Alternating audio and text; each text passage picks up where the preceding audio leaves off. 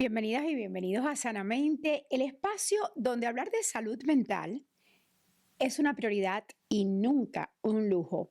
Hoy abordaremos un tema que en verdad no es tan común de escuchar por su nombre, pero sí de vivir con nuestros hijos. Se trata del síndrome de la adolescencia normal, esta etapa de la vida donde hay rebeldía, cambios de humor, aislamiento, etcétera, etcétera, etcétera.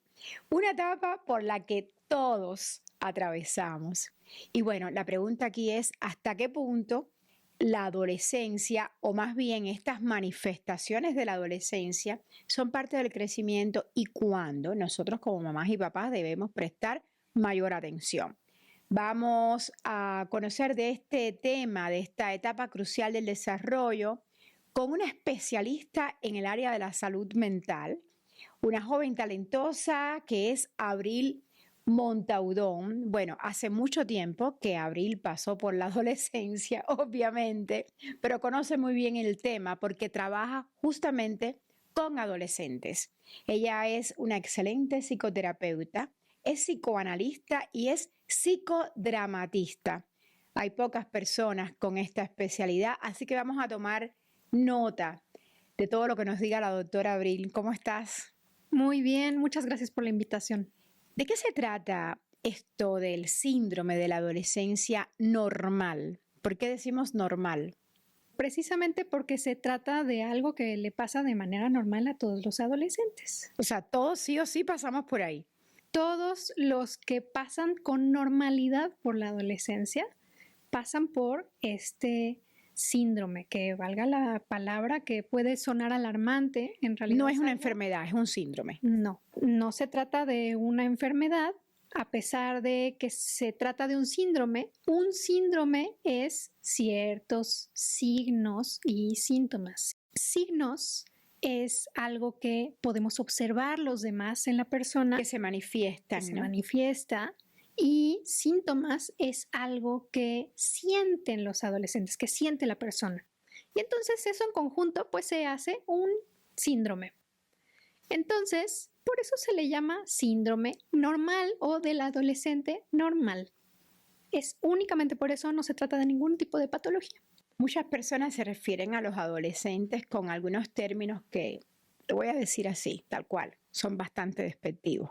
Les llaman aborrecentes, les llaman inmaduros, revoltosos y bueno, ¿esto es correcto? Yo creo que no, pero quiero oír tu opinión.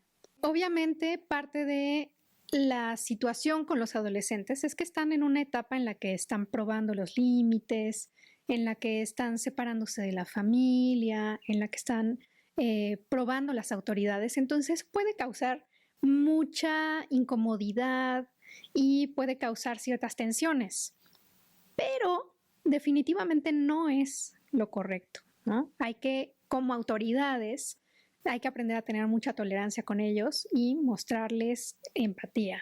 ¿Cuándo no hay que tener tolerancia? ¿En qué casos? En los casos en los que se rompen ciertas ¿Límites? límites, ciertas reglas. Como por ejemplo. Como por ejemplo cuando hay faltas de respeto. En la forma de comunicar las cosas, definitivamente se tiene que tener empatía, pero se les tiene que ir modelando la forma. ¿Cómo así? Por ejemplo, decirles: respeto que quieras decirme ciertas cosas, pero te escucharé cuando estés más calmado. Doctora Abril, ¿es verdadero o falso que no todo comportamiento intenso en esta etapa de la vida es malo? Es verdadero. ¿O es un problema? No es ningún problema. Puede ser algo incómodo, pero en realidad no es problemático. En esta etapa de la vida, el cerebro se está desarrollando. Entonces, hay que tener mucha tolerancia con los adolescentes en este momento, pero tiene que ser el adulto el que esté más regulado emocionalmente y el que le ayude a entender cuáles son los límites al adolescente que está intentando encontrar una nueva forma de regular su sistema nervioso. Un comportamiento, nos preguntan en la cuenta de @sanamentetls, ¿cuándo un comportamiento de adolescente pasa de ser considerado normal a clínicamente preocupante. ¿Qué nos dices?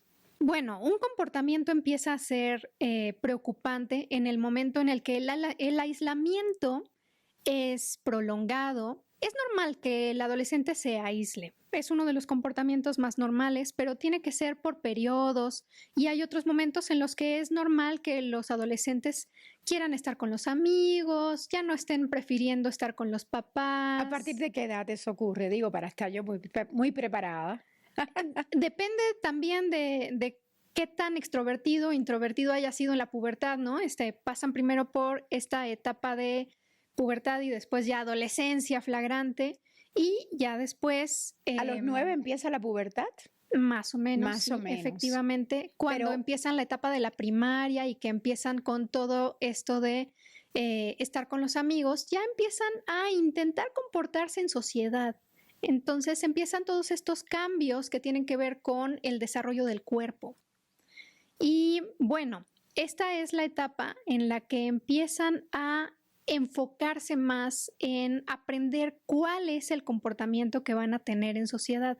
Y después, cuando entran las hormonas, que es ya cuando entra la adolescencia. ¿Estamos hablando de 12 años? Sí, efectivamente.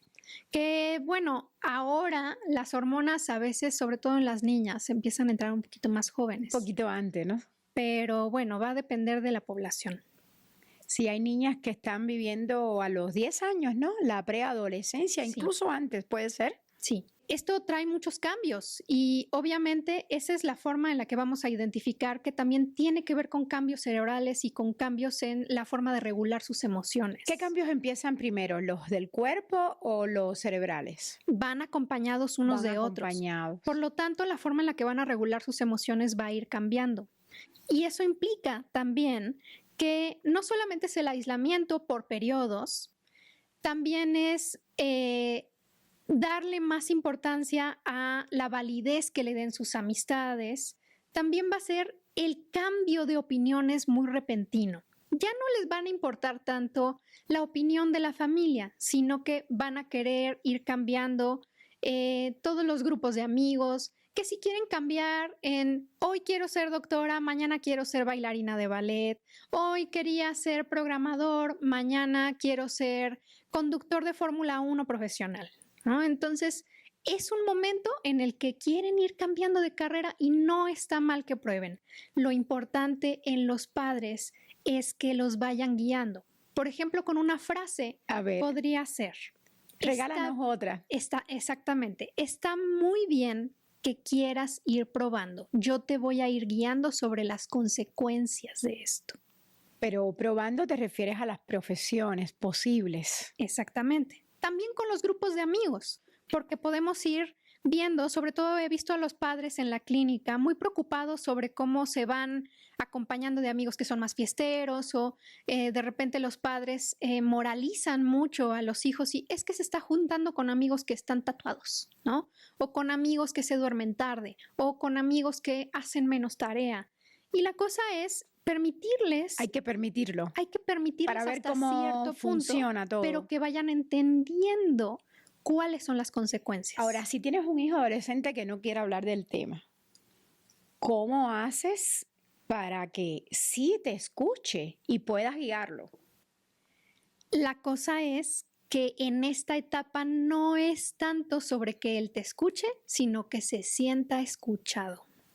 Porque en la medida en la que se sienta en un espacio de no juicio, va a ser en la medida en la que él se pueda abrir. Doctora Abril, ¿y por qué se dice que la adolescencia es una etapa de duelo permanente? ¿Vas como mudando la actitud? Es que imaginemos cómo era la infancia. Y cuando viene la adolescencia, pierden un montón de cosas. ¿Cómo qué? Pierden el cuerpo de su infancia. Claro, para empezar hormonas. Por ahí. Sí.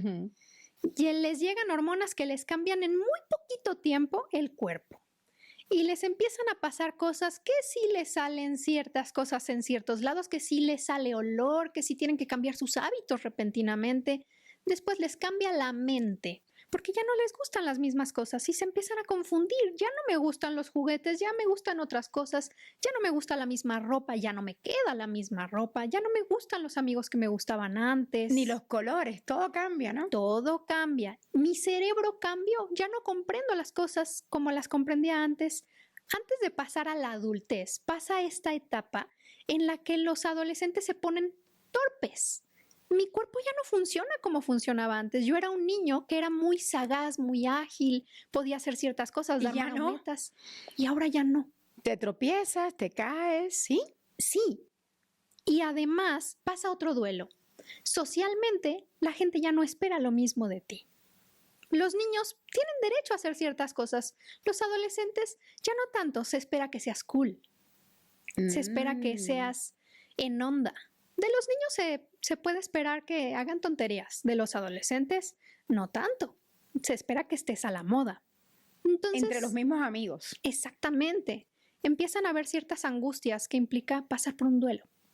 Implica que ya no le tomes la mano a mamá, que ya no te dejes dar el beso en el cachete. Y también implica un duelo que tiene que ver con la familia, y es perder a los padres de la infancia. Esos padres ideales que esperabas que hicieran todo por ti y que fueran tus héroes de la infancia. Ya dejan de serlo. Ya dejan de serlo. Y por eso es que te confrontas con tus papás. Porque tienen que dejar de ser tus héroes. Tus nuevos héroes ahora son los influencers, los rockeros, los que van a ser tus nuevos héroes. Pero los papás ya no.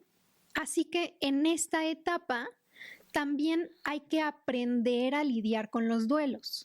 Lo que uno observó en la infancia sobre cómo la familia, los amigos, lo que vio en redes sociales, sobre cómo lidian los demás con los duelos, se vuelve un patrón sobre cómo lidian ahora ellos con los duelos. Hay que permitir que vean redes sociales en esta etapa.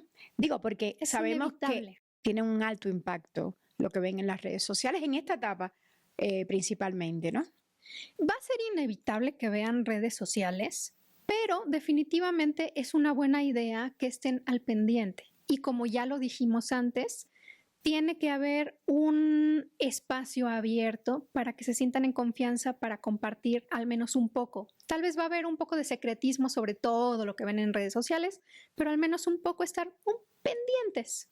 Es normal que los adolescentes sean rezongones, respondones. ¿Hasta dónde? ¿Cuándo y dónde no cruzar esa línea delgada a la que siempre apelamos para decir alto? Hay dos partes de esto.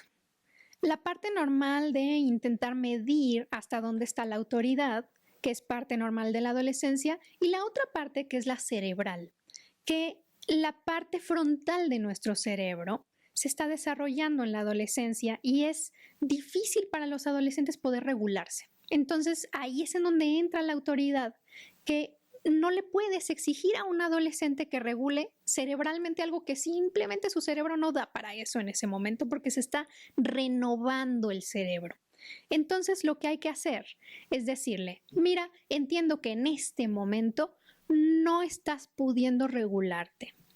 Entiendo que en este momento esto te está gatillando mucho. Así que vamos a darnos un momento para calmarnos y cuando me quieras comunicar esto más calmado, más calmada, te escucho. Eso es poner límites. Eso es poner límites. Vamos a continuar con este tema cuando regresemos de la pausa. Atentos, estamos conversando con la doctora Abril Montaudón. Ella es psicoterapeuta, psicoanalista y psicodramatista. Y nuestro tema hoy, se los recuerdo, es el síndrome de la adolescencia normal. Y sí que es normal. Ya regresamos.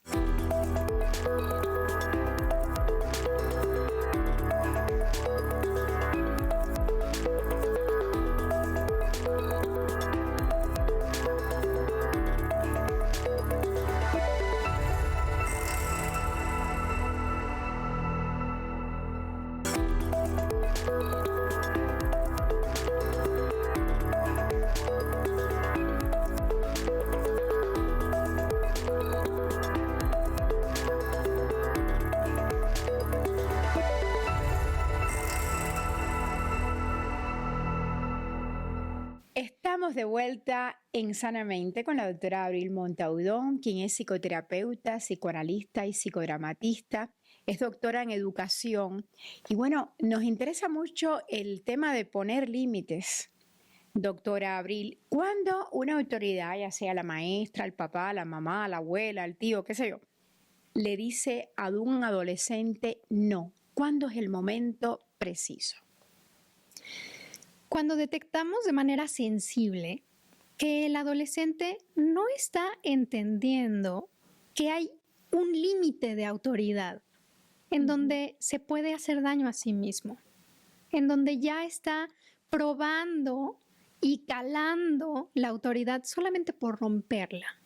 Ahí es en donde uno tiene que poner un límite y decir, no, simplemente no se hace. No, ¿no vas hoy a la fiesta con tus amigos porque rompiste reglas? ¿O cómo? Porque rompiste un acuerdo. Nuestro acuerdo previo era que si tú no te esforzabas en esto, que si tú no cumplías con tus deberes en esto, la consecuencia iba a ser que no ibas a esta fiesta. ¿Te gusta mucho la fiesta? Entiendo, tenías muchas ganas de ir, pero la consecuencia de que no te esforzaras es no ir a la fiesta. Quiere decir que en esta etapa de la adolescencia los papás también tenemos que usar esos términos que usábamos de cuando eran niños, ¿no? Acción, consecuencia. Consecuencias previamente acordadas. Nada tiene que ser sacado de la manga. Improvisado. Nos llega una pregunta a la cuenta de @sanamentetls, que es la cuenta formal oficial de nuestro programa, y quieren saber cómo validar las emociones de los adolescentes sin permitir faltas de respeto. Bueno, hay muchas frases que se pueden usar, pero principalmente la idea es poder empatizar con el adolescente en esta etapa. Y lo que se puede usar es esta frase. Entiendo que estás frustrada, entiendo que estás frustrado, pero esta regla es algo que ya acordamos previamente. Pero un adolescente que crece sin tener frustraciones, a un adolescente al que todo se le provee y se le permite, ¿a dónde nos lleva? Creo que hay un punto medio que se tiene que llevar. Varios psicoanalistas hablan de la crianza suficientemente buena, que es ni mucho de un lado ni mucho del otro, porque así es la vida en realidad. Hay frustraciones que simplemente llegan. No tenemos por qué metérselas a fuerzas, ni tampoco tenemos por qué desvivirnos por darles absolutamente todo, porque la vida implica ciertas frustraciones. Entonces, cuando nosotros los soltemos a la vida, tienen que estar listos para tolerar ciertas frustraciones. Doctora Abril, ¿y cuál es la diferencia de usted como papá, o sea, yo como papá, entre ser firme y autoritario? La diferencia entre ser firme y autoritario es que en la firmeza uno simplemente es claro con las cosas que quiere poner por adelantado, ¿no? En las reglas que uno quiere poner. Y ser autoritario es simplemente no escuchar al otro. Y hay que escuchar, porque lo decías al inicio. Hay que negociar con el otro. Nos hablabas al inicio del programa sobre esta manifestación que tienen los jóvenes adolescentes de aislarse. Y nos decías que es normal. ¿Hay alguna forma en que los papás podamos interferir en esto, ayudarlos a que no se aíslen tanto? Cierto nivel de aislamiento obviamente es normal y es parte de cómo ellos negocian su privacidad. Es muy importante la privacidad de los adolescentes. Sin embargo, una forma en la que se puede ayudar a que los adolescentes no se aíslen tanto es escuchar qué actividades nuevas quieren hacer ellos. Incluir a los adolescentes en la familia implica darles actividades y darles obligaciones dentro de la familia que les ayuden a sentirse en un rol nuevo que no sea infantil dentro de la familia. Eso punto número 1. Y punto número 2, que si ellos mismos sugieren algo que tienen ganas de hacer, se les escuche, no se les infantilice. ¿Y se les acompaña? Y se les acompañe, por supuesto. Cuando hablabas de que los adultos, en esta etapa los adultos deben de enfocarse y de priorizar autorregularse, más que pedir que los adolescentes mismos se autorregulen, ¿tú cómo ves esto? ¿Qué herramientas nos regalas a los papás? Hay 5 puntos muy importantes. como punto número 1 para la autorregulación, hacer actividad física. El segundo es buscar actividades que les den calma. El tercero es tener una alimentación saludable que les ayude a tener un cuerpo sintonizado. El cuarto es conocer bien sus emociones, tener un lenguaje que les ayude a conocer bien sus emociones. Y el quinto es tener una red de apoyo por fuera de hablar del tema con el adolescente, porque hay muchos problemas que van a traer, el adolescente va a traer problemas a casa, que son naturales del adolescente, pero si le desregula al papá o a la mamá este problema, el papá y la mamá tienen que aprender a hablarlo en otro lugar que no sea con el adolescente, porque el adolescente no tiene por qué regular las emociones de los padres. ¿Cómo los papás pueden detectar señales en sus hijos adolescentes de autolesiones, de pensamientos suicidas e incluso, más sencillo, los cambios radicales de humor? Dijiste una clave importante. La labilidad emocional, que es como se dice técnicamente, que son estos cambios muy radicales, que es como si fuera un sub y baja, ¿no? Una montaña rusa de emociones. Y es por las hormonas, ¿no? Que es principalmente por las hormonas, pero también tiene que ver con ciertos patrones que pueden venir desde antes y desde la crianza. Nos hablan de una dificultad que pueden tener estos adolescentes en cómo poder regular el volumen, como si fuera música, el volumen de sus emociones y que los pueden abrumar muchísimo.